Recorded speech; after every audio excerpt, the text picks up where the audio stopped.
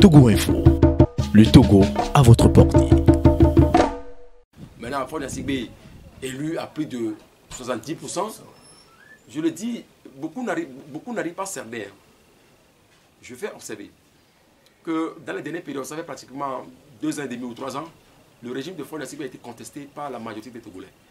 Et les sondages d'Afrobaromètre ont démontré à suffisance que quand vous prenez l'ensemble du territoire du Togo, plus de 90% des Togolais veulent l'alternance politique. En dehors de ça, vous prenez la formation unie. Par les mêmes sondages, il a été dit que plus de 52% des Togolais souhaitent, au sein de ce parti, souhaitent l'alternance politique. Maintenant, lorsque le problème de la candidature de Faure Gnassingbé s'est posé, on a vu le débat que cela a suscité, même au camp de Winier. Et que par après, le vote ait lieu. Maintenant, résultat, 70% pour le chef de l'État, alors que le même régime a été contesté, est toujours contesté, je dirais même. Ça voudrait dire que vous prenez 4 Togolais qui sont partis aux urnes, 3 Togolais ont voté pour Faure Gnassingbé. Mais ça, c'est extraordinaire.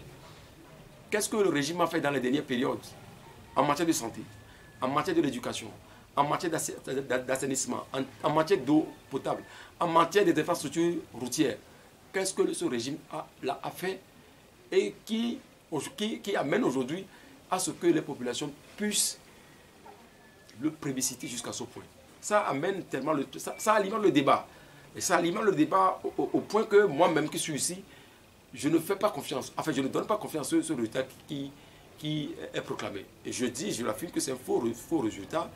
Et j'ai des éléments qui prouvent à suffisance que lorsqu'on a bourré des urnes et que les images ont fait le tour du monde, et que par après, le président de la commission de la Cour constitutionnelle a estimé que les arguments, les éléments avancés, les éléments ou les allégations, voilà, de bourrage d'urnes, de fraude constatées ici et là avancées, qu'il n'y a pas eu suffisamment d'éléments de preuve, moi je dis que là, il y a problème. Il y a problème parce que je me dis que nous serons dans une autre république que celle du Togo. C'est la Cour constitutionnelle elle-même qui devait s'auto-saisir pour voir dans quelle zone il y a eu allégation de bourrage d'urnes, de fraude, de chasse ou de traficotage des résultats. Si la Cour n'a pas fait et qu'un des candidats l'a fait, bon, je pense que ça ramène à la Cour constitutionnelle d'aller plus en profondeur, de fouiller pour voir là où se situe le problème et donner confiance ou déclarer la vérité des urnes. Mais si ça n'a pas été fait, que nous sommes là encore aujourd'hui, et je le dis sincèrement, les résultats ne reflètent en rien la volonté populaire et la contestation est là, le constat est fait dans l'opinion aujourd'hui. Je pense sur cette base-là qu'il y a quand même matière à redire par rapport aux résultats que M. Aboudou Assoumane, d'ailleurs qui a été contesté, avant l'élection. Vous n'êtes pas à savoir que le parti de l'ANC de M. Jean-Pierre Fabre, l'un des candidats, a saisi la même cour en recusant 2 juges, notamment M. Aboudou Assoumane et Amados Djokos, dans cette même cour.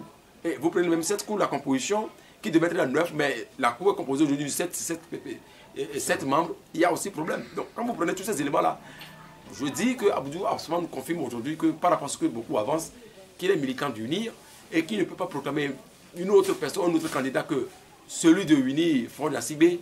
Je pense qu'il est dans son rôle, il a assumé son rôle et maintenant c'est l'avenir qui nous dira le reste.